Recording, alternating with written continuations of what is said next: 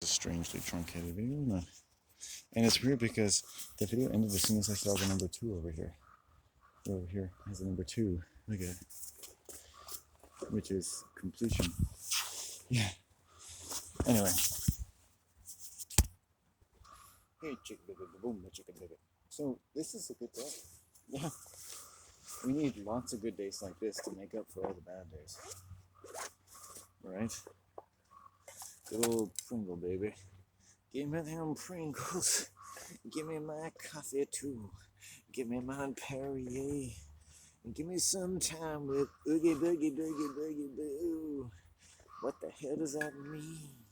I think you want to know what I'm saying. You want a code to know just what kind of fucking Lord I'm praying. I don't know if I can help you out. I think you just gotta scream shout.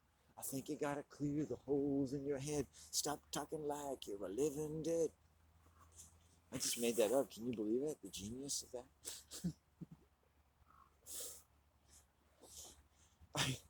I've created my brand, and my brand is shit. It's like, your brand is crazy, dude. Go with that. And I was talking to a really good publicist or mentor. He'd be like, you got this real crazy rap thing going on. Like, go with that. Demons everywhere. People love that shit. I mean, not me, but I bet you some people do. And those are the crazy fucks you want to really be directing your YouTube videos to. Hey there, crazy people. This is my friend Landon. He talks your crazy talk.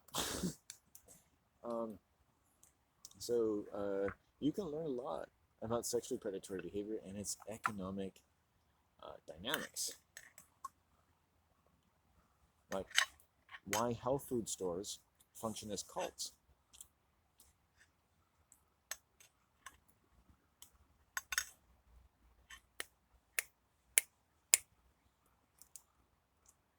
I had a friend named Nicodemus. He used to drive a Nico Prius.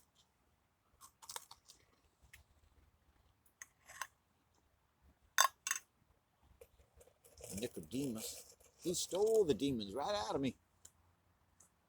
He steals from the demons. He is the god of the demon people.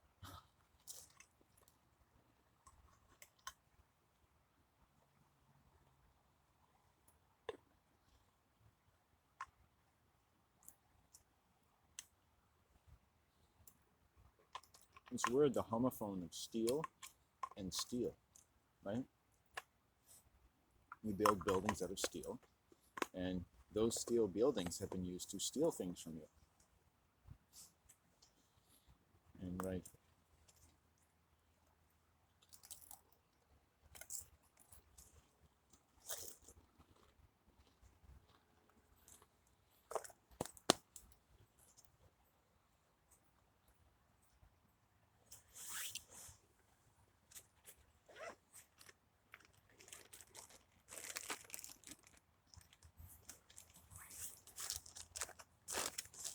Get the guitar.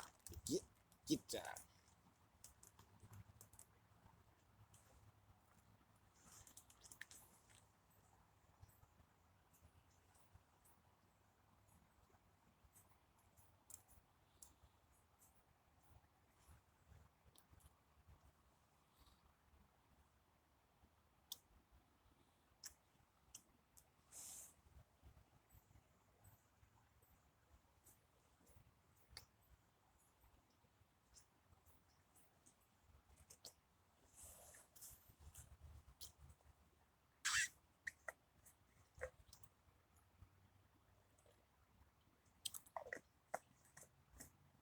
There's this guy on David Letterman who claims he has Asperger's.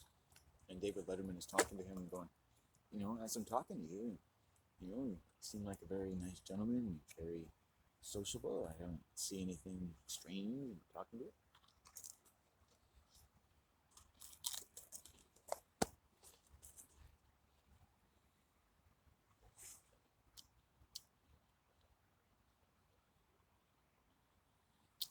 Asperger. There's that word ger or gone or gar.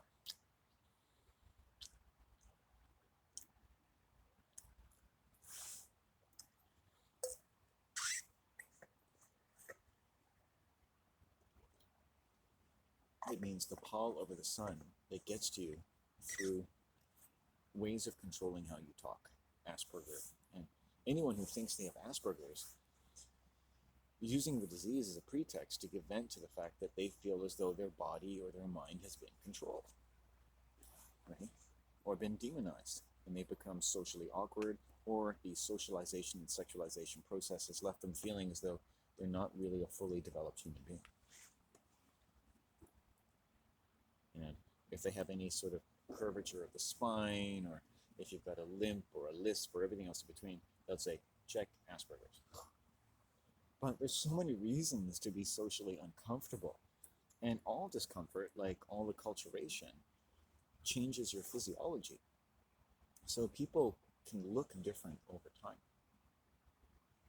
Like, I was Chopin, but Chopin was a lot shorter than I am, but very similar hands. I was Chopin. I was Frederick Chopin. Right? I can't play a lick on the piano.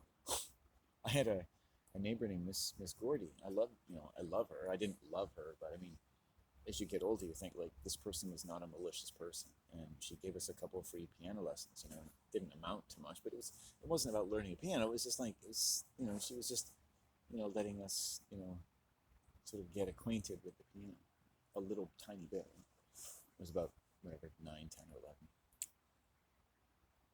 and I was clearly no prodigy. Okay. I learned the sax a bit, no prodigy. I tried to learn the guitar, no prodigy. So, the only instrument I ever really took to was the pen and the keyboard. And the music that poured forth out of me. I've written more music in my life than all of the romantic poets put together. That's how much came out. Prolific doesn't even begin. You don't want to know how many books of poetry I've written. How many songs I've sung to nature.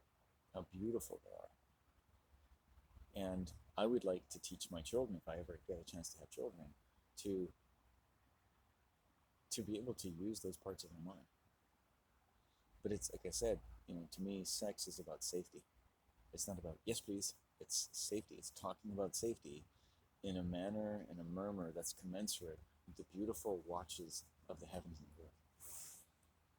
That are all about, in that tunefulness of nature and creation, that resonates with our strength, which is heaven's flesh and blood in human form. Strength and safety.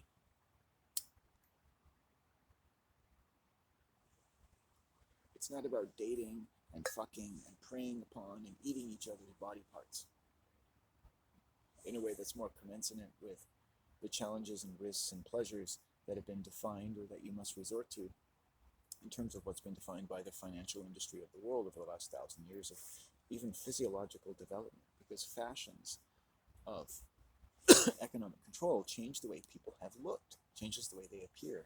So they had to create different fashions, bikinis over different eras, because your bodies are changing shape.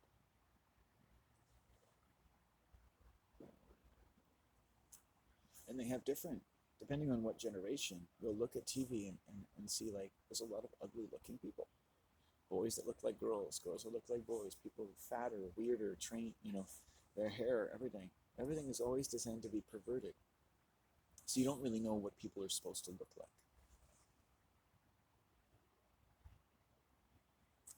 And you become so accepting of different things that you're no longer using your ability to read body language. You're just accepting it. You don't even need to know what it is because you're like an actor on stage speaking out to a dark audience. You expect people to just respond to you and do what you want, like a narcissist. Your personality just glows. It's like a fire. When you enter the world, everything's glowing around you.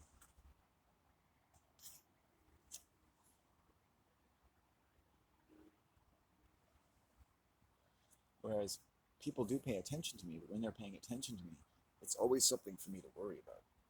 Mm-hmm.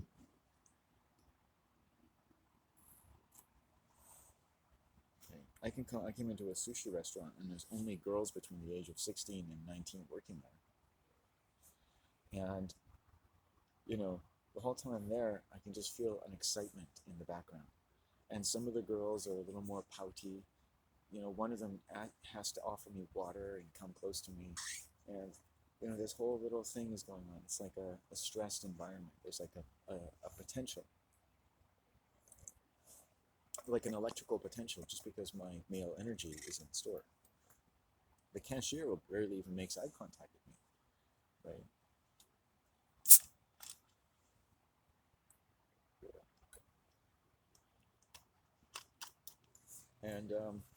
And then when the food comes along, I say thank you, and she goes, "I didn't make it." That's what she says to me. So I didn't make it. I was like, okay, well, thank you to people who did. Thank you. You can pass it along. It's just like she just doesn't quite know how to act in that moment. Her circuits are kind of fried. Like an android is just kind of like, I don't know the response to that question because there's so many hormones coursing through her blood and parasites. Beautiful young girl. And you see that groups of women will act like a group. If I meet groups of excited women, they all go into various roles: quiet, petulant, excited. There's usually a spokesperson, Hi, I'm the alpha female for the group. Do you have a penis? you know.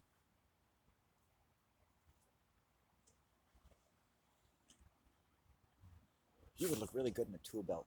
Did I see you in a movie once? I've seen you walking around. And because I saw you, that's certainly a topic for discussion.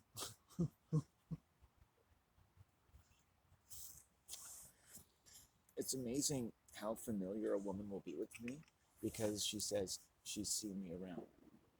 And that's familiarized her with me. So she'll speak to me and interact with me like a stalker, like someone who's completely familiar with me, even though I've never seen them reintroduced with them. And they're perfectly comfortable with that. Oh yeah, I've seen you around. I've had different like, oh, I've seen you for years, and oh yeah, I know who you are, and smiling. And this is like women of all ages.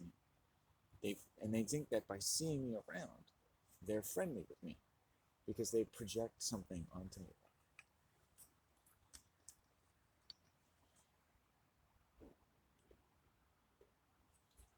And you might say, like, I mean, that's innocuous, or what are you really saying?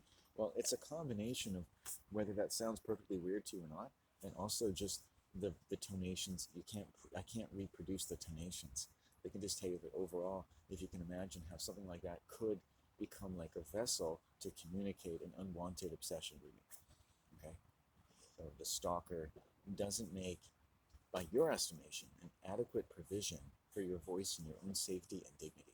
So if you can imagine that someone might not want the attention of someone whom they don't even know is giving them attention, and then someone who thinks that attention automatically recommends them, like, so what this same woman I'm talking about, she doesn't have to worry if I feel safe with her. She said to me one day, "Oh, I know you're safe," like she had pronounced me a safe male. You understand the passive aggression in that? But at no point was she ever safe. She never gave me the body language, again, you have to trust me or not, that I am safe around her. And a lot of women come up to me, whether aggressive, assertive, friendly, whatever, who never give me the body language, and you'll know when someone does, that you're safe around them. There's a sort of modesty about it, how they approach interacting with you. But you have to be safe for them. And they've learned, and they tell you they've learned, that in terms of the female gender, whether you feel burdened by this or empowered by this, or you think that women deserve it for whatever reason, that their gender can demand me to make sure they know, and as the adjudicators, of whether or not I am a safe man. But the reciprocal does not have to be true, and usually isn't. They owe me nothing about whether or not they're safe. And so all this comes across once, twice, three times. You know that this person is a stalker. They clearly can't wait to get to know you. They don't mind telling you that because they've seen you around. And I've had the opposite case where a woman simply says she's seen me around, and I can tell, and I can place her, and I know that she's been watching me and stalking me. She stopped and seen me around. She stopped and stared at me.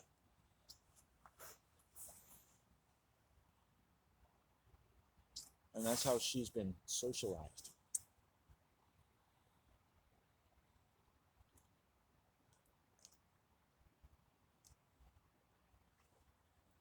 I haven't seen you around.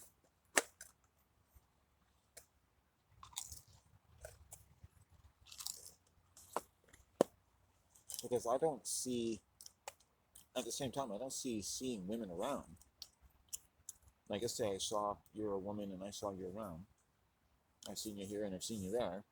Like that's going to come up in conversation with you. Oh yeah, I've seen you around. And yet I'll have women say me, not only that they saw me around, but you look like, you didn't want to meet anybody. Oh, really? And you know what? That's probably true. But they're making familiar comments about my body language. And yet in every other respect, right, that's the only body language they ever read off of me. And it means nothing to them. They don't approach me with any due care or caution. So you see, like, they don't accept the body language of a man.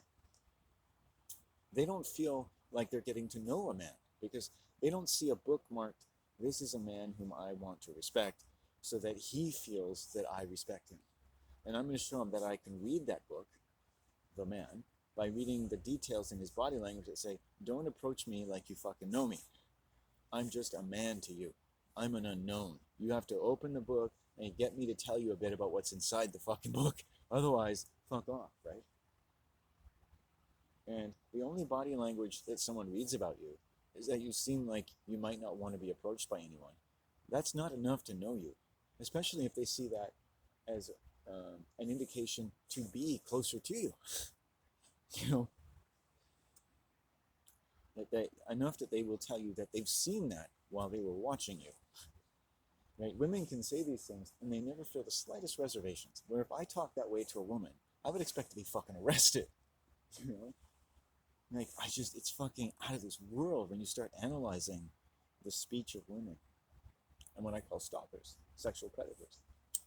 Because these women, and I've studied them for years because they come up to me, they have no idea of how to treat a man. They have nothing in them that's compatible, strange as it might sound, to ever really respecting someone with testicles as anything more than a sex object or a financial instrument. Nothing.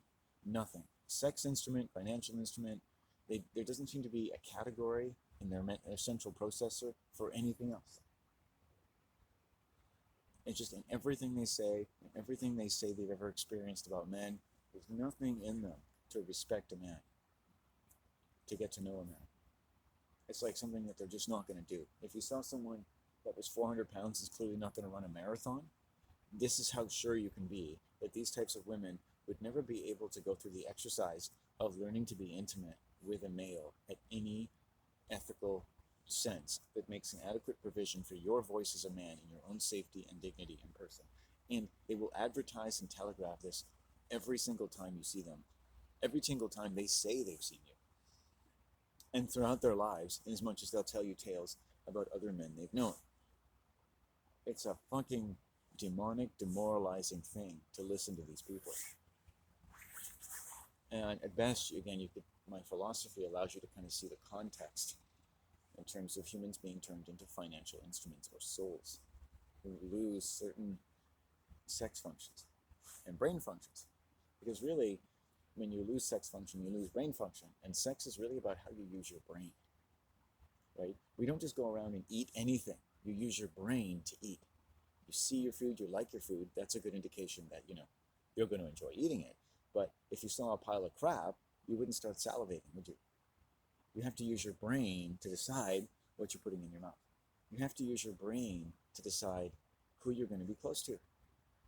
But you'll notice that the way humans are bred in terms of their sex function, that the sex function is not only a very big part, pun intended, very wet part, very soppy, juicy, wet, hungry part of their interactions with each other in a way where their brain function combined with alcohol is going to come to an all-time low, almost like it was preparing for death at the same time that you're preparing for orgasm. Because essentially you're a necromaniac in terms of what sex really is, which is about interacting in a way like pools of water where you're creating waves of safety and soundness of a mutual level and of a level that can sustain the impact of all of the unnecessary tortures which your family has sustained, but also retained very much the ability to bring that kind of demonic behavior, which is yet so anti-human and carcinogenic, into the life space, right? It's not real, but yet it comes into the world. When someone hits you There's something unreal that's come into the world. It's like a demon. When someone rapes you, robs you, hits you, lies to you, manipulates you, something totally unreal and surreal has come into your real world. And it's incompatible with what we would prefer to call the real, true, good stuff of human existence. And so when you're fucking each other sexually and entering into an intimacy that is deprived of the brain function, right, that you would need if you had retained brain function from your own childhood and your own conception, then you're asking for a riot of more financial outcomes than natural outcomes. In other words, it's going to profit your owners. It's going to profit, if anyone, only one person in that relationship. Or both people are going to end up feeling as though the other is robbing them of something. You're just raping each other.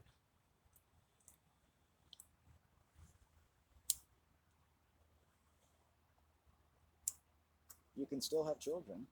In fact, you probably did. Your parents did. Those children can still have good childhoods. They can still go to good schools and go on in life. And a lot of the brain damage that's been sustained will not be detected, except by, your victims. That of your nation, your community, your gender, your race, your people, your orientation to reality, and so forth. Because what people become used to calling real or distributing beneath the guise of what is good or real, and all that has come into the world and all that isn't addressed about what's come into the world. The groups that people end up forming, or surrogate families, will keep pushing that stuff into the world under any pretext. And they will look pathological in their necessity to do so. And a lot of what they'll be doing at the same time is projecting all kinds of shit onto their enemies and their scapegoats. And the last thing they want to listen to is someone like me, who just complains. I've heard it before. It's a very common phrase of the sociopathic nature of people who have been abused by cults of human industry. I don't know how many sexual predators I've met and known and studied of any kind who don't say about anything I've told them about critical injuries I might have sustained in my life as real and unreal, as topical or not so topical as you might say or feel that they need to be in this particular moment, as something they've heard enough about. As though, they've given you all the empathy you deserve, there's something wrong with you, that you require them to listen one more fucking second to anything about your so-called problems. And I've studied them enough to know that their friends will often basically say that much, communicate through various words, that they don't want to hear it. They don't want to hear it. They got problems with their marriage, I don't want to hear it. When you give them a problem they can't solve as industrial narcissistic sociopaths, any help they can give you is going to come with prejudice. All right? If helping and hurting you and avoiding you are kind of all going to be the same thing. People in the health industries of the world, they offer medicine and help and philosophy in spite of you. You're meant to assume that they're listening to your real issues. They're not. They're not at all. They're not even close to a state of mind. They've never gone to any school to teach them to listen to the voice of the types of diseases are like voices. Doctors, of course, I'm sure they know about all these diseases. That's one thing. But in all of their knowledge also is the ability to pronounce you dead and to give you diseases. And diagnoses are diseases that sometimes they can give you. It's called a false diagnosis, but you can still get a disease because a doctor has pronounced this upon you. Remember, your parents were pronounced married by the same God. And as much as they were married, they were commended to an industrial strength torture that we're forced to call an adequate reward for what people call courtship and romance, prefigured in this way as something that can't be anything like what I mean when I use those terms. Okay, so there's definitely this incompatibility that is crushed together in, I think, what people want things to mean and what they end up meaning when you study negative outcomes. You're someone sitting there going, this guy, like, Sometimes he sounds like he knows stuff, and that's when I really hate him. He just uses words, word salads. He's just tossing words like flim flam and dildo. He's just pun and fun and link letter and compostable, digestible accelerants. He's just throwing them around, and they make me feel things I don't want to feel and do things I don't want to do. I can't make anyone do something they don't want to do. If you don't want to send me money, don't. I mean, it's like money. What is money? I mean, sure, it's a liquid form of the power of your own generous thankfulness, because let's face it, you're getting something for free. I mean, I am giving this for free, but if you feel like there's something to it and you want to contribute to, ending all human suffering and starving babies in Africa, if you really care about the little babies, you might want to send me $50. I hope you know that satire. Send me $50 to help the babies. Send me money to help the babies, everyone. Help the babies. Help the babies. Help the babies. Right? And then I've got a sister channel. Hey guys, send me money to hurt the babies. Hurt the babies. Hurt the babies. And that channel makes more money. It's only women. I mean, what if we wanted, as humans, to create as much hurt as we do? What if you could say that all human suffering was something that we all wanted?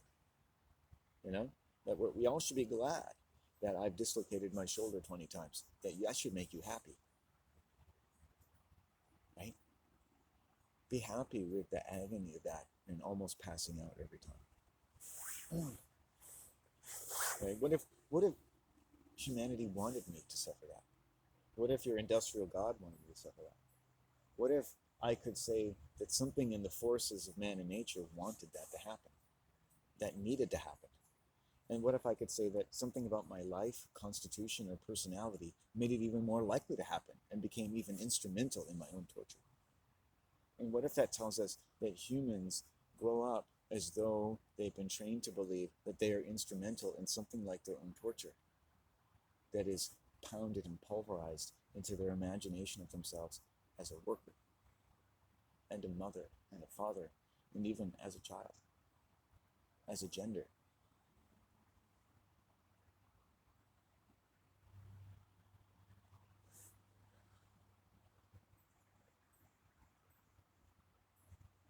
When you die, even if you were raped and killed, you can't teach people about who raped and killed you from heaven.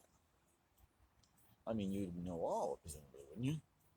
Like what happened to your grandfather or grandmother, you would see all or know all. You could probably have access to a lot of information, you would think. Except that most of what humans learn in the realm of violence on the earth stays on the earth because it's connected to your lower chakras. And once you die, thankfully, right? Sorry about that, by the way. But congratulations, you're in heaven, and there is no more pain and nothing to be afraid of.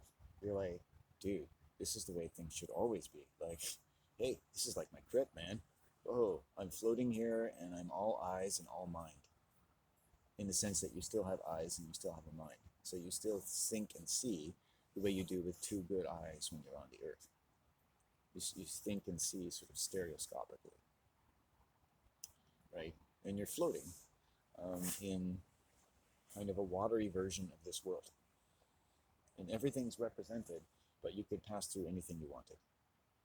Now, that's just the first little slip of heaven. I haven't been beyond it, because I just left my body a few times, because I worked at it, and they say anything you work at finally slipped out, I don't know if I was doing something bad to myself. Maybe I was masturbating to myself. I could tell you stories about what I was doing at the time, but it would be funny, and you really couldn't reproduce it. It's just that I guess I had this strong desire, which felt a little taboo. I felt like, you could say, like, why are you doing something? When I was 12 and 13 and 14, I would fantasize about hanging myself in the laundry room downstairs. And I told myself, my mom this one day, and she just sort of like, what? It was like, oh yeah, when I was young, I sort of fantasized about hanging myself. And the shock just passed through her, and then we sort of went on. The purpose wasn't to hurt her. Something I thought I would tell somebody at some point. And not good. and we could talk about that. But it's to this day, I go to bed sometimes thinking perverse things, or making up perverse little songs, or picturing police officers dying cruel deaths, and it helps me sleep. They all have to die sometime. That's all I'm saying. I wish natural death upon all the police forces and all the army and sexually predatory teachers of the world. I mean, I do. I mean, they do die, don't they? I mean, can I take a little pleasure in that? They're finally paying their debt to society by leaving us alone. Because the only way sexual predators will ever leave the world alone is when they leave the world alone, as they should leave it, all alone. There's nothing more lonely than a sexual predator. However alone you are, don't worry. You'll never be, like, the world will scare you, like, oh, don't be alone, don't be alone. The sexual predators suffer a loneliness that you will never suffer in your most lonely hours. Trust me. They're lonely motherfuckers. They're alone everywhere they are. They are alone from creation. No animal wants to be around them. They sometimes will love animals, they'll have animals around them, right? They love horses, and they'll keep the same bird or parrot around them for life sometimes. But they live in darkness. They don't feel things. Some of them can't hear the song of birds. Some of them can't have certain smells. Some of them are colorblind. A lot of them are deaf to the voices of people they're supposed to love. It's difficult, impossible to prevail upon them to listen a little more deeply, because human suffering, as feminists have shown us, if I may say, requires deeper empathy, deeper listening, that is vigilantly protected like a mother's womb for new knowledge that can save or make people safer, or at least start the first little pilgrimage back to a world where we don't fucking aim, it seems, to rape every motherfucking thing because it has a vagina or a penis or an asshole. We are disgusting human beings, right? And these disgusting literal crimes start off as abstract crimes, emotional crimes, socialized crimes, sexualized crimes, industrial crimes, financial crimes, metaphysical crimes, right? Spread out through all the fucking so-called languages of the world. You want to talk about structural violence? We can fucking talk about structural violence. Like, it's all violent, right? Christianity and cosmology are a violent conception of the universe, which is the world. The universe is no bigger than the world. The only universe you can study is the universe of this world, and everything involved with this world. If you want to imagine a heaven, it has to be a heaven that's involved with the earth. The knowledge of the earth and knowledge around the earth